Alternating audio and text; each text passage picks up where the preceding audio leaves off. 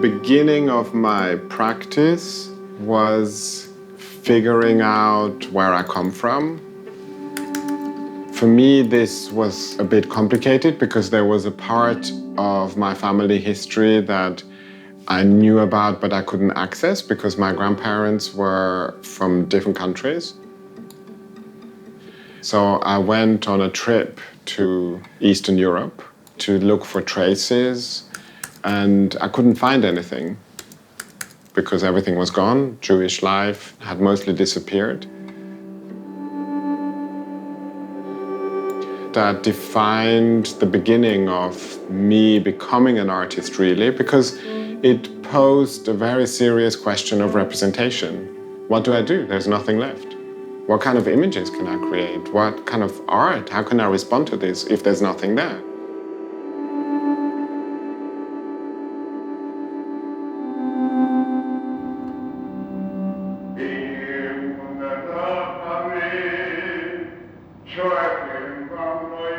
I ended up eventually making a work in Poland where I filmed a swimming pool which had been converted from a synagogue in 1942.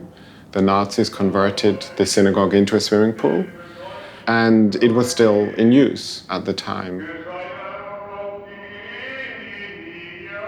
That made me sort of realize how I might be able to approach these impossibilities and also this past that, in a sense, I was not interested in for the sake of history, but for the sake of the present.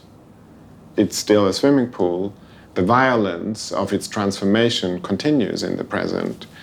So what do? What is our responsibility?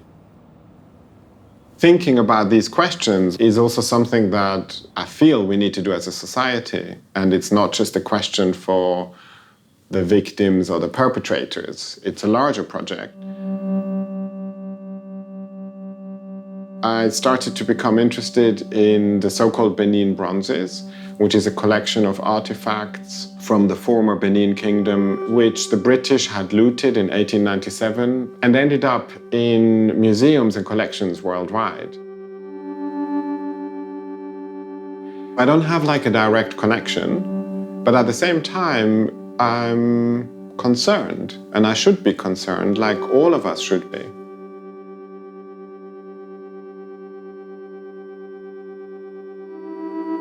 I become a sort of generic visitor at this royal court in Benin. I felt very clearly that a single work cannot do justice to these complex questions. And so it became a body of works that are in relation to each other, but are also independent.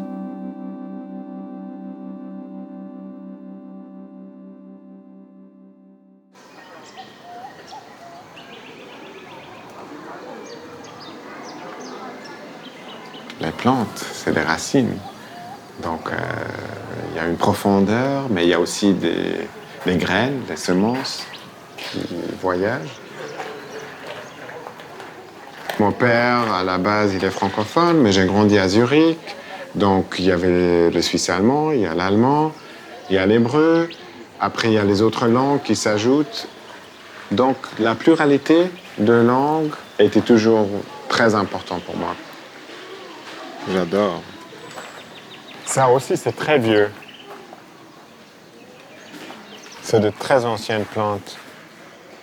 Donc après, j'ai fait des œuvres qui traitent le rapport au langage et aussi la violence de la langue dominante.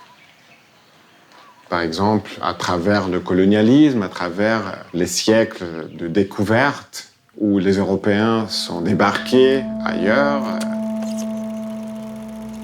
J'ai travaillé là-dessus en Afrique du Sud, donc les botanistes européens qui débarquent là-bas, qui découvrent une flore extraordinaire et la nomment. En les nommant, ils utilisent la nomenclature linnéenne de Linné, de Carl Linné, le Suédois qui a créé une sorte de classification de familles et des espèces. Nommer quelque chose, c'est aussi s'approprier cette chose. Umnulu คู่หรือท้อง Sepatwa. Isifiti. Mabe. Ngata. Mamile. Ja, ich glaube, ich habe mich immer irgendwie out of place gefühlt. Und ich hatte immer auch das Gefühl, mit vielen Geschichten verbunden zu sein.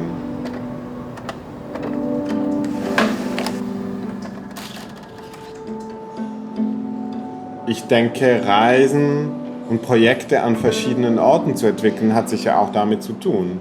Mich mehrfach zu verorten, Verstrickungen nachzuspüren. Vielleicht ein bisschen wie die Pflanzenwurzeln, die sich miteinander verbinden.